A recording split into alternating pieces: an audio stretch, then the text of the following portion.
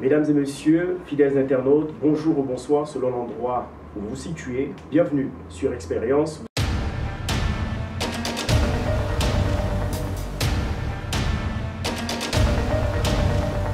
Vous êtes donc avec Ferdinand Demba, votre hôte.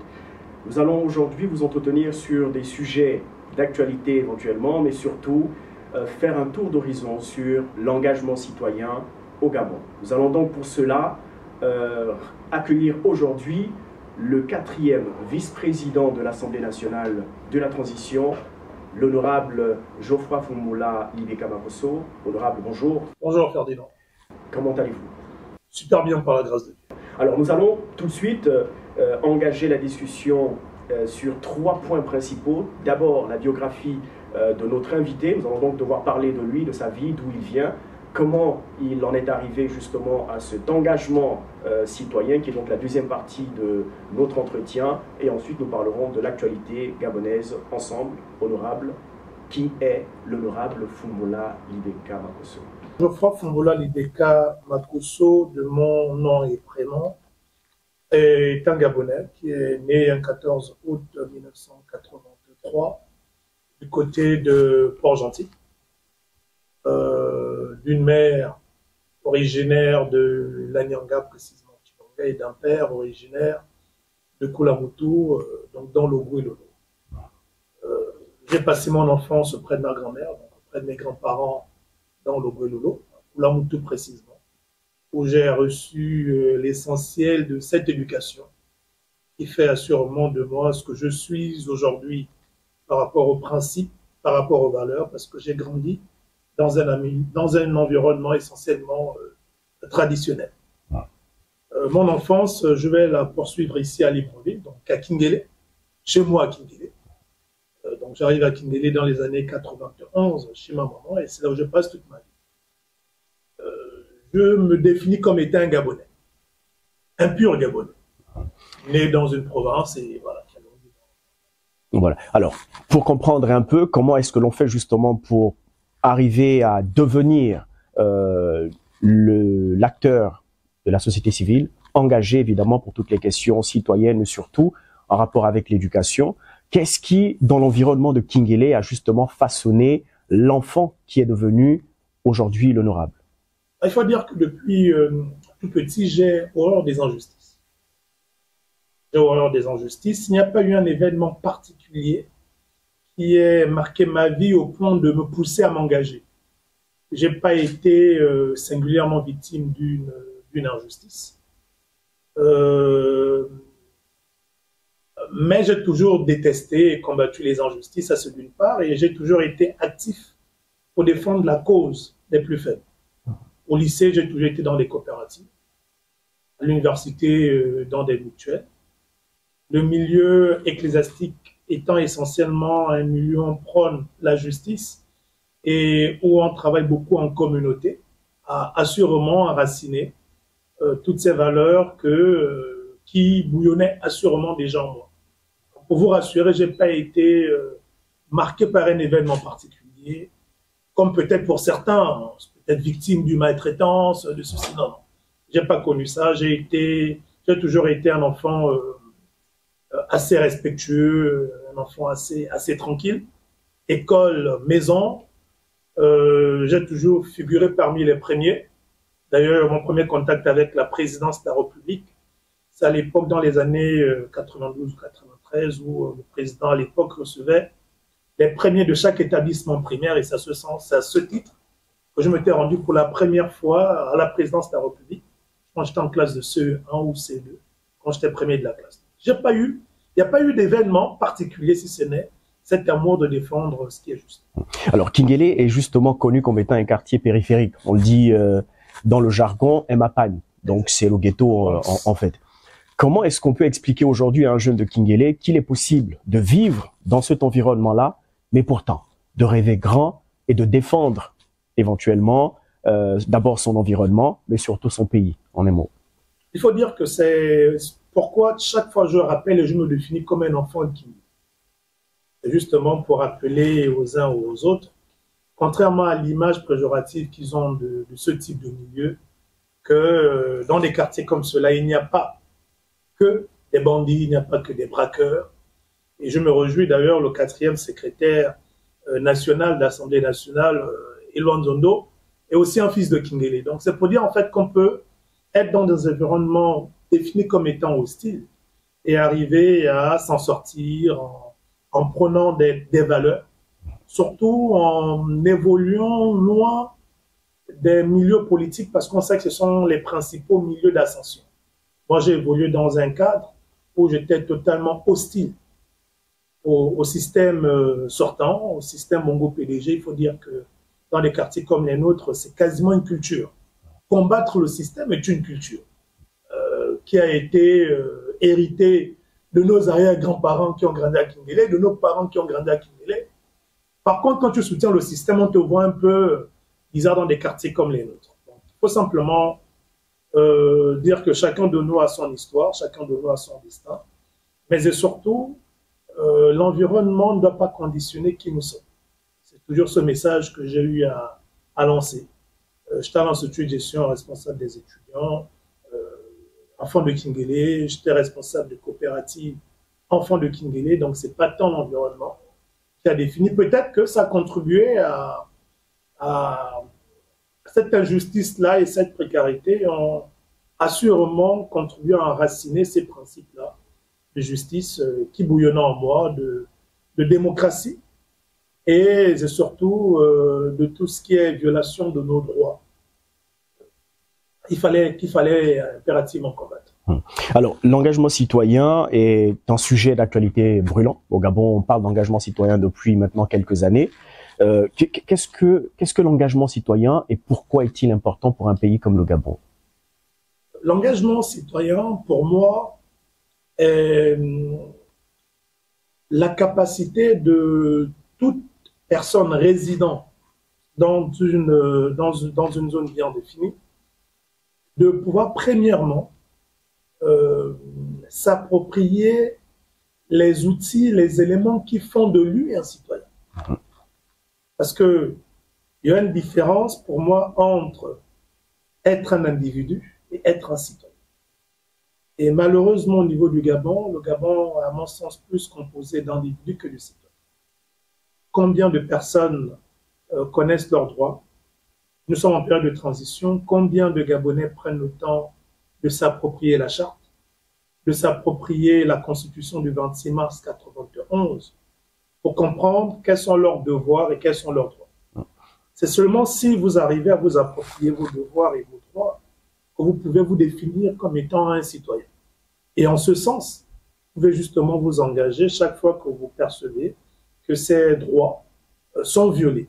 Et en ce qui me concerne, c'est ce qui guide mon action. L'engagement citoyen, pour moi, a d'abord été ma capacité à définir le citoyen que je suis en m'appropriant les textes qui organisent mon pays et à pouvoir dénoncer, combattre tout acte, toute action allant dans le sens de violer ces principes-là qui régissent notre société. Alors aujourd'hui, au Gabon, on a constaté, en tout cas pour au moins l'année 2023, que beaucoup de Gabonais se sont intéressés justement à l'action citoyenne, à l'engagement citoyen. On sait et on se rappelle qu'en 2021, l'une des actions d'ailleurs qui vous a, on va dire, un peu plus fait connaître auprès des compatriotes qui ne vous connaissaient pas, c'était la saisine de la Cour constitutionnelle pour contester la constitutionnalité des décisions gouvernementales applicables depuis le 15 décembre 2021 relative à la gestion de la Covid-19. Donc l'organisation gouvernementale qui a géré la Covid-19, donc cette pandémie qui a quasiment décimé une bonne partie du monde, a commis quelques erreurs qui apparemment n'étaient pas perceptibles par l'ensemble des citoyens. Et c'est donc grâce à, on va dire, l'activisme dont vous avez fait preuve aux côtés d'ailleurs d'autres compatriotes au sein du COPIL citoyen, que les Gabonais découvrent qu'en fait, il est possible de contester les décisions gouvernementales et qu'il était donc possible que la Cour constitutionnelle d'ailleurs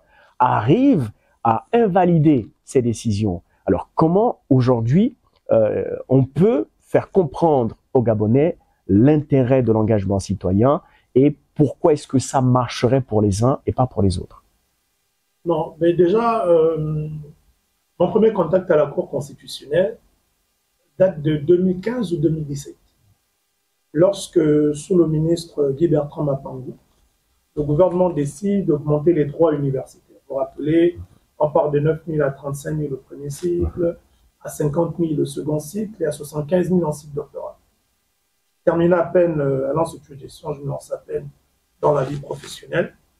Et j'avais trouvé injuste que des personnes qui avaient tout leur temps eu à bénéficier de 9 000 francs de droits universitaires puissent imposer plus.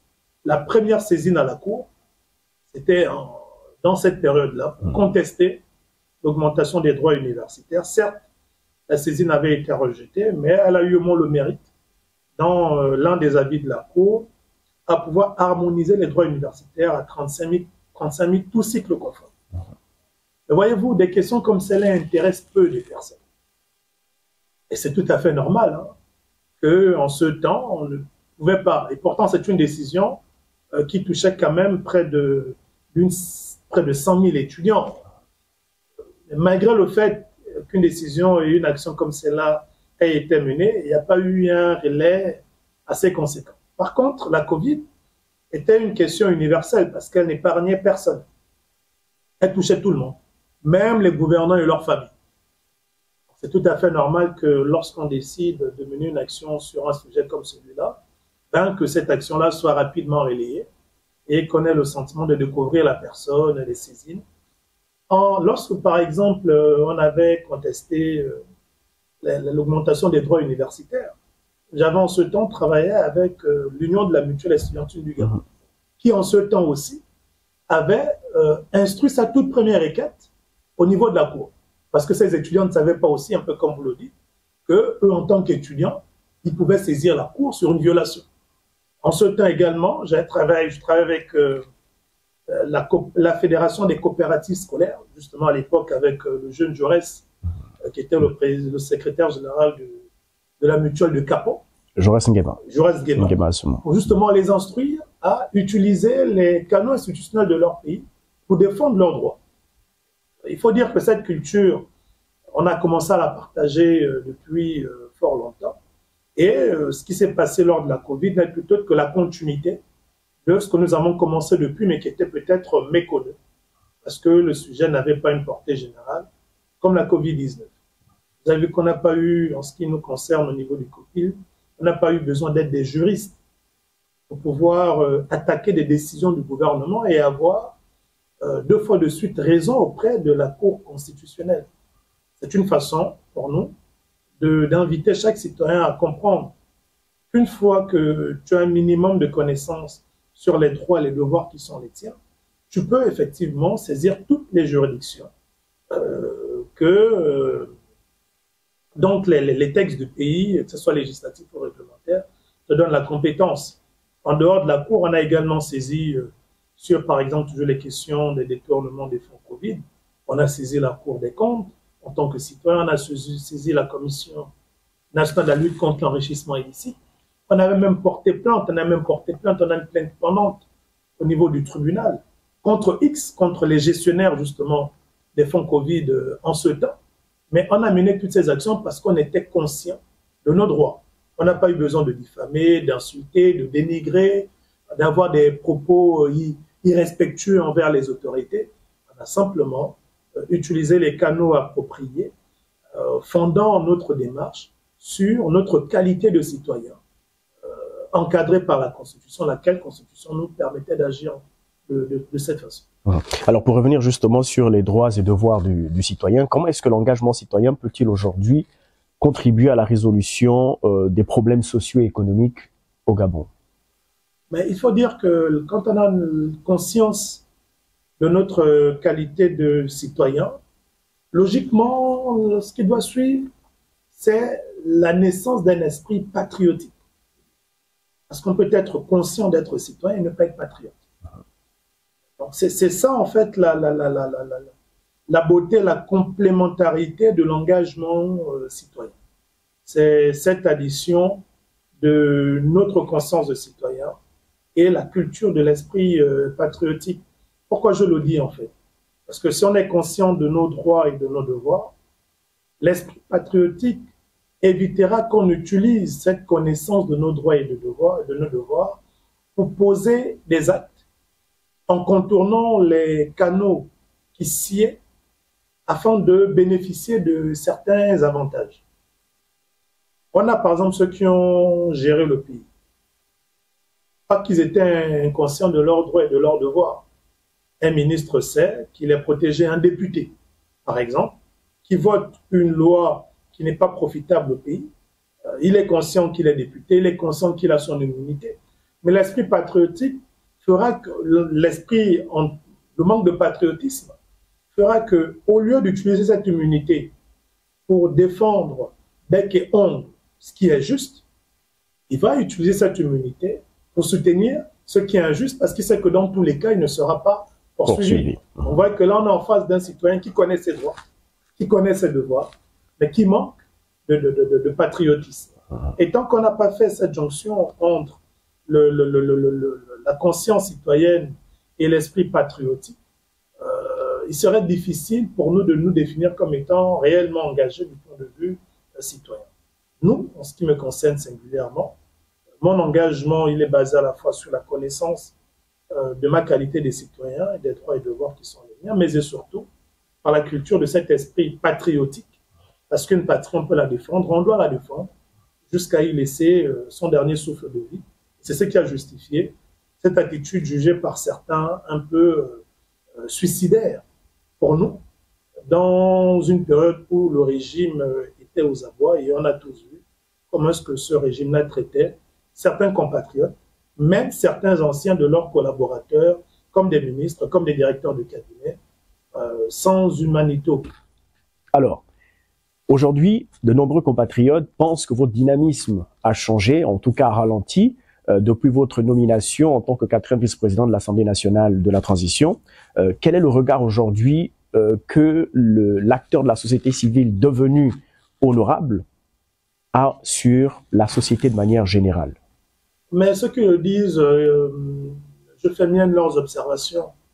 Et cela me conforte dans la position où il faut que je continue ce chantier-là, celui de l'éveil de conscience. Quand je parlais de la conscience citoyenne, c'est tout ça. Voyez-vous, je prends un cas simple. En tant qu'acteur civique, j'interpellais les autorités. Après avoir déposé un courrier, en le faisant à travers des lives, comme vous le voyez, devant leur bureau, devant la primature, tout ça, tout ça, tout ça. Tout ça, ça c'est l'acteur civique. Mais je le faisais pourquoi? Pour interpeller les autorités, parce que je n'avais pas d'autre tribune que celle-là, du fait que la qualité de citoyen non-autorité, si on peut le dire, ne me permettait que d'agir de la sorte. Mais autorité devenue, si j'ai envie d'interpeller le Premier ministre, je fais quoi? Je prends encore mon téléphone, je dépose un courrier devant le bureau et puis je me mets là devant le bâtiment de la primature en disant « Oui, je suis Geoffroy Fungula Libeka, 4e vice-président de l'Assemblée, j'interpelle le Premier ministre. » En fait, c'est ce que les citoyens s'attendent à voir. Et c'est dans ce sens qu'ils vous disent « Non, mais on ne vous sent plus. » Ils veulent vous voir peut-être en live lorsque vous recevez des gens en audience. « Oui, bonjour, je reçois Ferdinand Demba ici au bureau de l'Assemblée nationale. » Non. C'est-à-dire, si vous n'arrivez pas à avoir cette conscience citoyenne, vous n'allez pas distinguer les codes qui régissent la qualité de citoyen et les codes qui régissent la qualité d'autorité. Je suis autorité aujourd'hui. Si j'ai envie d'interpeller ceux que j'interpellais hier devant leur bureau, les ministres, ainsi de suite, en tant que député, je le fais à l'hémicycle sur le pupitre. C'est ce que je fais depuis. Quand j'interpelle le Premier ministre, c'est depuis la tribune de l'Assemblée nationale parce que dorénavant, c'est la place qui m'est donnée pour pouvoir les interpeller. J'ai interpellé récemment le ministre de l'Intérieur sur les questions d'attribution de la nationalité. Si je n'avais pas été député de la transition, j'aurais interpellé le même ministre devant ses bureaux, devant son bâtiment, parce que c'est ce cadre-là qui sied à celui de citoyen. L'autre chose qu'il faut dire, c'est que malheureusement, beaucoup de citoyens voient l'engagement de certains comme étant, je ne sais pas si c'est un jeu ou pour eux c'est une série, ils attendent d'avoir des épisodes en continu. Or, nous, quand on s'engage, ce n'est pas dans l'idée de faire du buzz, de créer de la sensation, de nourrir des émotions. On s'engage dans l'idée de transmettre cette envie-là à d'autres citoyens. Malheureusement, les citoyens ne veulent pas. Ils veulent vous voir, vous, autorité, sur le terrain. Ils veulent vous voir à l'hémicycle. Et eux, ils sont derrière des claviers en train de distribuer des bonnes et des mauvaises notes. Vous dire, bon, là, hier, il était, mais aujourd'hui. Mais quand vous, par exemple, dans le cadre de l'engagement civique, vous lancez des invitations aux citoyens pour dire, on a un mouvement appelé Copie Citoyen. On a envie d'avoir une audience plus importante. On veut former plus de personnes. Venez adhérer au mouvement. Les gens ne viennent pas. Oh non, vous savez comment le pays est. Oh, on vous observe d'abord parce qu'on connaît comment les mouvements sont. Et ce qui fait qu'aujourd'hui... Et on vous intente même des procès en intention alors que on ne sait pas véritablement vers où ça va. Je vous prends un cas simple. Aujourd'hui, le nouveau porte-parole du Copie Citoyen, Madame Johanna Boussamba, qui était avec moi au lycée, avec moi au niveau du 3e arrondissement, elle est porte-parole du Copie Citoyen. Cette dame dynamique, par exemple, a rejoint notre mouvement au mois de juillet. Comment est-ce que moi je fais la rencontre de Johanna Boussamba? C'est sur les réseaux, quand je donne des formations en ligne. Vous vous rappelez la série de formations que je donnais sur l'engagement civique et ainsi de suite. Cette jeune dame dynamique, elle réside en France, où elle a une vie tranquille. Mais suite aux formations que je donnais, elle a été convaincue de se lancer pleinement dans l'engagement civique. Elle a tout abandonné en France, elle a pris son billet, elle est venue s'installer au Gabon en disant, Monsieur Fumla, moi je crois en ce que vous faites, j'ai été convaincu par l'engagement du Copie Citoyen, je m'engage. Ça, c'est l'engagement. Elle s'est engagée à ce jour, elle est demeurée constante. Contrairement à ceux qui disent me suivre depuis des années, qui en dehors des likes, des commentaires et autres, ne feront jamais ce pas parce qu'ils estiment que non, bon, ce sont les choses d'une catégorie de personnes et non réservées à tout. D'accord. Alors, revenons maintenant sur l'actualité. Le 12 janvier dernier, vous avez organisé une rencontre donc pour faire un compte-rendu parlementaire avec certains de vos collègues députés du Copil Citoyen. Est-ce que vous pouvez nous faire un résumé de cette rencontre-là pour ceux justement qui ne l'ont pas suivi? Mais en fait, il était question de faire un compte-rendu parlementaire. Là encore, c'est une démarche patriotique des députés et des volontaires du Copil Citoyen parce que du point de vue légal, nous n'avons aucune obligation de faire des comptes rendus parlementaires du fait que les budgets alloués justement à cette activité ont été supprimés, le fait que les collaborateurs devant aider les députés à préparer cette activité ont été supprimés. Donc le député aujourd'hui, dans le cadre de la transition, est à la fois son secrétaire, il est à la fois son attaché parlementaire, il est tout à la fois. Donc malgré ces suppressions et autres, nous avons quand même tenu à rendre compte à la population des travaux que nous avons eu à mener tout au long de la deuxième session ordinaire 2023, qui est aussi la toute première session du Parlement de la transition. On a expliqué aux citoyens, notamment à la presse, vous étiez présents, on vous en remercie, les différents textes que nous avons adoptés au nombre de 9. Au nombre de ces 9 textes, on compte également la loi de finances que nous avons présentée, qui a été arrêtée à 4 162 milliards en ressources et en dépenses. Nous avons expliqué comment et sur quelle hypothèse étaient bâties les ressources de l'État. Il faut rappeler que près de 60-70%, sinon un peu plus, de nos ressources propres reposent essentiellement sur le pétrole, sur le bois débité et sur le manganèse.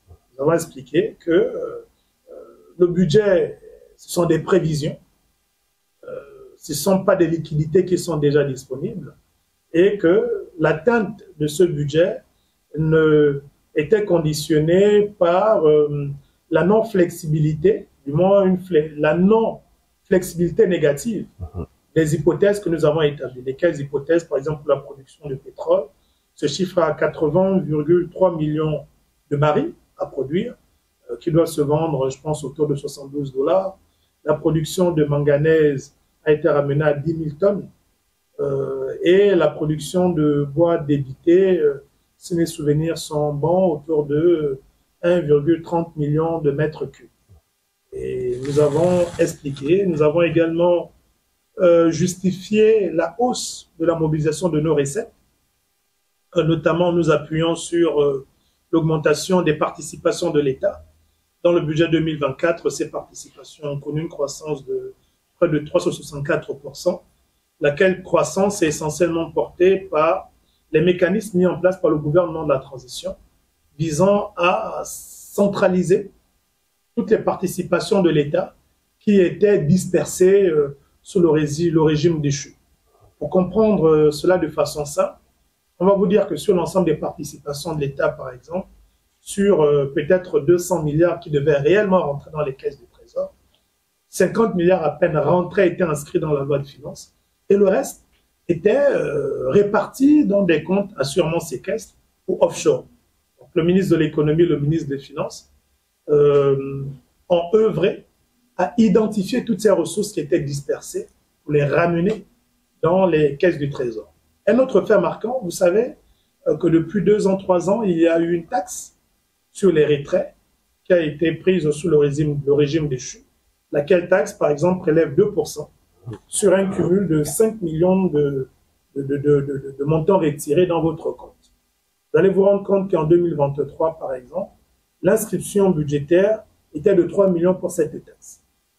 Or, en 2024, cette inscription est de 7 milliards, soit une croissance de plus de 250 000%. Pourquoi? Parce que vous pouvez le comprendre, le gap entre les 3 millions inscrits en 2023 et les 7 milliards en 2024, c'est 7 milliards et quelques prenaient une autre direction. Donc là aussi, le ministre des Finances et de l'Économie ont veillé à ramener le tout dans les caisses de l'État. Et on a expliqué, ce sont certains éléments qui justifient la croissance des recettes. On a expliqué également la croissance au niveau des dépenses. On a essentiellement 594 milliards d'investissements. C'est une première. Il faut dire que sous le système déchu, les investissements ne dépassaient pas les 300 milliards. Or, on ne peut pas développer un pays sans investir. Et dans ces 594 milliards, il y a 200 milliards dits des projets prioritaires du CTRI. Ça ne veut pas dire qu'il y a une enveloppe de 200 milliards qui a été affectée au CTRI pour que le CTRI réalise des projets en dehors de ce qui est prévu dans la loi de finances. 220 milliards de projets prioritaires, c'est simplement une façon de dire que sur les 594 milliards d'investissements, en matière d'infrastructures et autres logés dans les budgets, les crédits du ministère des Travaux publics, le CTRI priorise un bon nombre de projets sur tous ceux qui seront financés. Et ce sont ces projets qu'ils définissent comme étant leurs projets prioritaires. J'insiste là-dessus parce qu'il y a eu beaucoup de choses que l'on a entendues sur les réseaux en disant « mais comment se fait-il qu'on va donner de l'argent au CTRI? Est-ce que c'est une nouvelle ANGT qui va… » Non, non, ça n'a vraiment rien à voir. C'est simplement une façon de dire que le CTRI accorde un regard particulier sur un bon nombre de projets, notamment la réfection du pont, par exemple, des Belles à Banga, la transformation de plusieurs ponts en bois en des ponts en béton, les travaux sur les voiries urbaines. Il y a autant de projets. Le CTRI estime que s'il y a un peu d'argent, même si on n'atteint pas les hypothèses qu'on a fixées pour élaborer la loi de finances, mais si on a un petit enfant qui rentre dans les caisses du Trésor, ce fonds-là doit être prioritairement affecté à la réalisation de ce type de projet. Parfait. Alors, une dernière question sur l'actualité concernant les critères d'attribution de bourse. C'est un sujet brûlant actuellement. Quel est le regard aujourd'hui de celui qui a été pendant longtemps président de l'ONG EDUCAF, donc qui connaît très bien le système éducatif gabonais et ses difficultés? Est-ce que la décision aujourd'hui des autorités de la transition de mettre un critère, une sorte de plafond en tout cas pour l'obtention de la bourse à 12 de moyenne aujourd'hui est un critère qui pourrait être acceptable, sachant les conditions on va dire de l'enseignement au niveau de l'éducation nationale aujourd'hui? Mais il faut dire que déjà moi au niveau de la loi de finances, je vous le dis clairement, je n'étais pas pour le retour des bourses cette année. Parce que je pars du principe que les élèves ont besoin de plus que ça. La bourse n'est pas pour moi au lycée, surtout, n'est pas pour moi un instrument social. C'est un instrument d'incitation à la performance, un instrument d'encouragement. Parce que j'estime que les élèves ont besoin de plus que ça. Je vous prends un cas simple, 12 milliards aujourd'hui. Bien, Mais entre 12 milliards des bourses et prendre cette enveloppe pour l'affecter à la réfection, par exemple, des internats, augmenter les capacités d'accueil de ces internats, améliorer les plateaux sportifs, je pense notamment au lycée technique, qui avait une piscine olympique, qui avait un stade, ainsi de suite. Parce que l'apprenant et le citoyen de demain que l'on forme n'est pas seulement celui qui a 10 sur 20, 10 sur 10 à l'école, ou bien qui a 20 de moyenne. Parce que l'école, elle n'est pas faite pour tout le monde. Quand je parle de l'école, c'est au sens pédagogique. Tous ceux qui sont dans des universités américaines ne le sont pas parce qu'ils sont les meilleurs en classe. D'autres le sont à cause de leur performance sportive, à cause de leur performance culturelle, ainsi de suite, ainsi de suite. Donc, moi, ma priorité était de voir d'abord comment améliorer ces conditions. Permettre aux parents qui est dans un village reculé, qui envoie son enfant apprendre à la capitale provinciale, de voir comment soulager ce parent-là du point de vue économique. Parce que vous imaginez un parent comme celui-là qui envoie son enfant à la capitale ou dans l'établissement, il n'y a pas d'internat, ce parent sera amené à payer le loyer de l'enfant, amené à payer la restauration. Et même si l'enfant est performant, ce n'est pas 24 000 par trimestre à raison de 8 000 francs par mois qui permettrait à cet enfant-là de s'en sortir. Je pense qu'il y a des priorités. Ça, c'est de 1. Le 12 de moyenne, pour moi, n'est pas tant un problème. Ce qu'on doit comprendre, c'est que lorsque le président de la transition prend l'engagement de ramener la bourse, premièrement, il n'a pas précisé les critères. Et quand il le fait à une période, je pense que c'était le 1er septembre, parce que nous, il nous reçoit, c'est le 1er septembre. Donc, c'est 2 jours après le coup d'État. Il n'y a pas encore de parlement, il n'y a pas de gouvernement, il n'y a aucune institution, il n'y a pas de techniciens qui peuvent l'aider, lui, à prendre la décision qui s'y est. Il exprime sa volonté.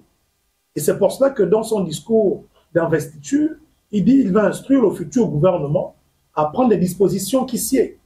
Peut-être que ce futur gouvernement a fait comprendre au président de la transition que, au lieu d'affecter 12 milliards des bourses, il est mieux de reporter l'attribution des bourses pour qu'on prenne ces 12 milliards-là, ou bien ces 18 milliards, au lieu d'affecter 18 milliards pour donner aux enfants des bourses allant de 10, ceux qui ont 10 de moyenne à plus, il était mieux peut-être de prendre ces 18 milliards-là pour renforcer les investissements pour la réfection des établissements. On aurait pu faire cette proposition au président. Et comme étant le président, il se peut qu'il ait dit à ses techniciens que moi j'ai pris un engagement. Même s'il n'est peut-être pas possible que la bourse soit attribuée à tout le monde cette année, mais il faut au moins qu'on commence quelque part cette année. C'est dans ce sens que moi j'entends le critère de 12 sur 20.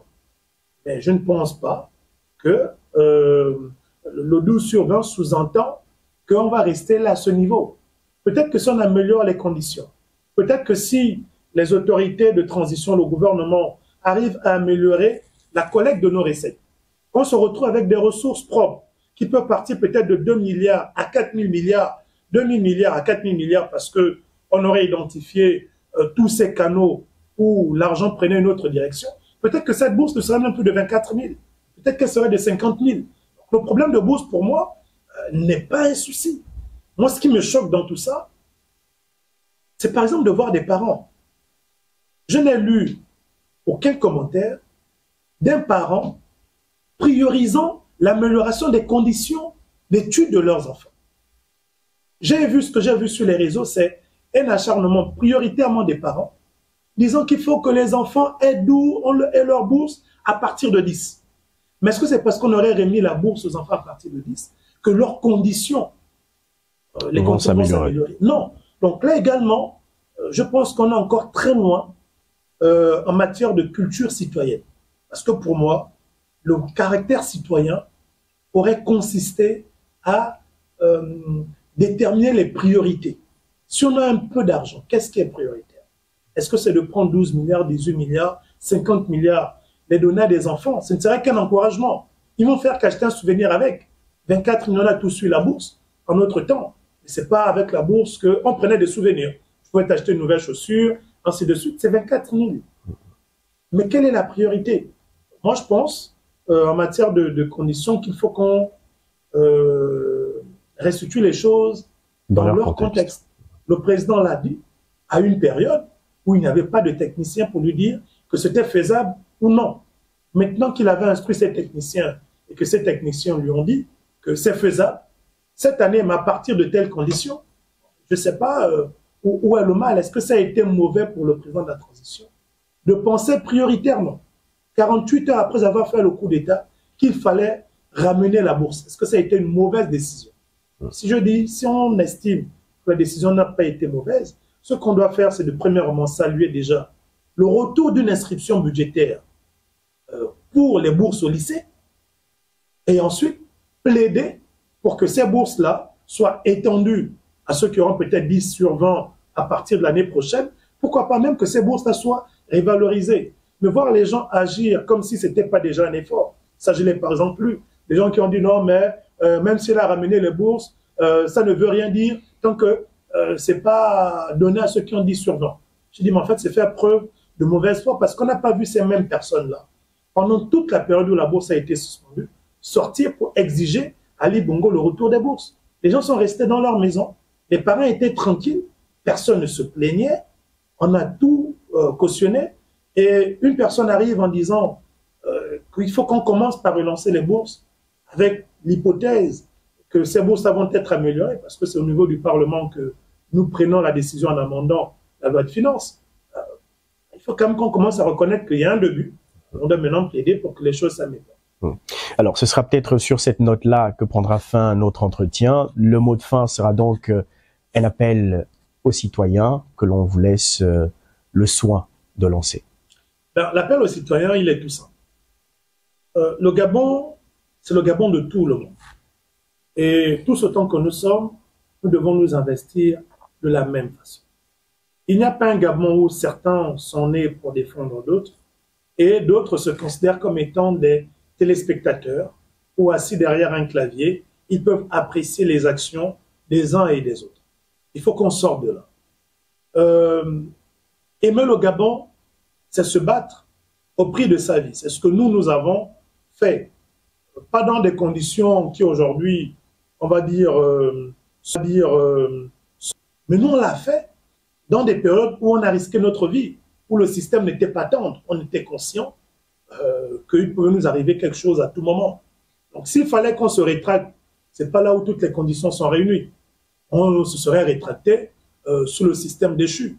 S'il fallait que l'on cherche à devenir riche avec l'argent du contribuable, c'est pas là où vous connaissez le traitement des parlementaires, réduit quasiment le budget de l'Assemblée nationale en matière de biens et services, a été réduit de 71%.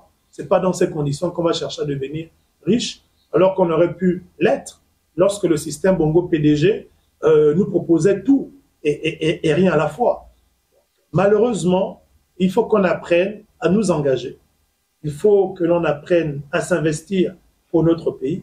Il faut qu'on cesse de défendre uniquement notre bout de pain et qu'on soit prêt à le sacrifier pour protéger et défendre la boulangerie qui est le Gabon pour que tout le monde puisse avoir quelque chose.